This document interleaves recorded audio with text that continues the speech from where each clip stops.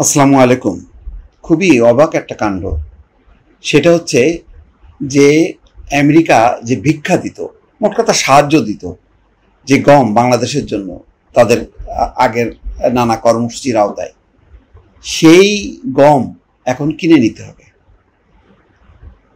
এমনই একটি পরিস্থিতির মধ্যে পড়ল বাংলাদেশ, যে ভিক্ষার গম এখন কিনে নিতে হবে, কারণ এই কেনার মধ্য দিয়ে যে অতিরিক্ত 35% যে শুল্ক, সেই শুল্কটা যাতে ঠেকানো যায়, এই মর্মে একটা চুক্তি আজকে দেখলাম যে চুক্তি হচ্ছে। আমি ভাবলাম যে চুক্তিটা দেখে যে গম কিনতে হবে 7 লাখ মেট্রিক টন কি প্রতি বছর কিনতে হবে।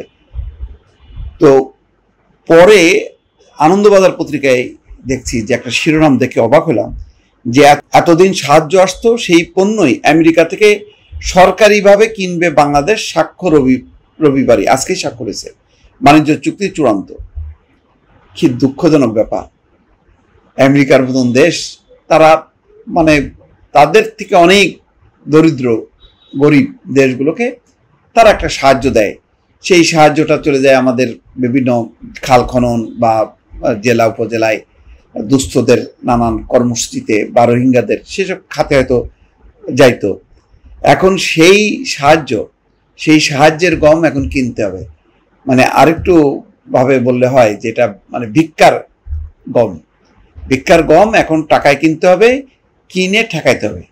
তাও নিশ্চিত না যে এটা কিনলেই মানে 35% শুল্ক যে বাড়তি ছিল সেটা প্রত্যাহার হবে, সেটা পরিষ্কার না।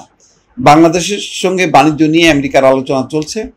ওই দেশের উপরে 35% বাড়তি শুল্ক আরোপ করেছিলেন মার্কিন প্রেসিডেন্ট ডোনাল্ড ট্রাম্প।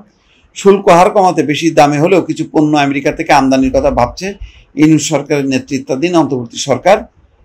রবিবার সংক্রান্ত একটি সমঝোতায় দুই দেশ সই করবে। বাংলাদেশের বাণিজ্য মন্ত্রণালয় সূত্র বলছে যে প্রথম আলো বলছে যে আমেরিকা থেকে গম কেনার সিদ্ধান্ত নিয়েছে ঢাকা। এতদিন আমেরিকা থেকে সাহায্য হিসেবে আসতো এই পণ্য, কিন্তু এবার সরকারিভাবেও গম আমদানি করা হবে। তার জন্য স্বাভাবিকের চেয়ে বেশি টাকা খরচ করতে হবে ঢাকাকে, তার মানে ডলার দিয়ে কিনতে হবে। আমেরিকা থেকে গম আমদানির জন্য রবিবার সমঝোতা সই করবেন বাংলাদেশের খাদ্য মন্ত্রণালয়।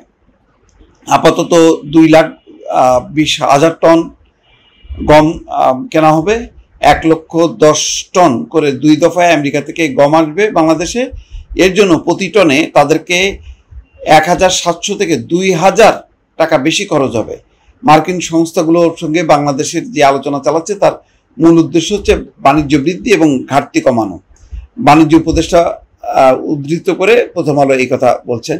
কিন্তু লজ্জাস্কর ব্যাপার যে এই সাহায্যটা তারা এখন বিক্রি করতেছে।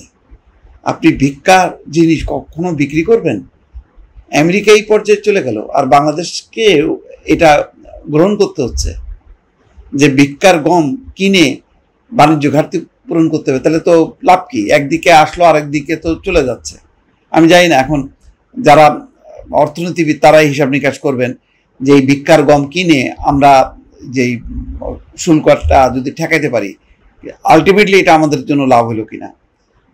এখানে বলা হচ্ছে বাংলাদেশ এবং আমেরিকার মধ্যে বাণিজ্য চুক্তি এখনো চূড়ান্ত হয়নি। সাধারণভাবে আমেরিকায় বাংলাদেশি পণ্যের শুল্কের পরিমাণ 15%।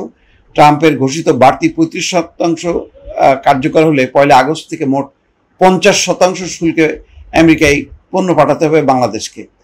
ফলে এটা তো নিঃসন্দেহে মানে এটা অ্যাফোর্ড করতে পারবে না। এখন তাই বলে ভিক্ষার গম কিনতে হবে? কি অবাক! কোথায় আমেরিকা চলে গেল আর কোথায় আমরা? ভালো থাকবেন। আল্লাহ হাফেজ।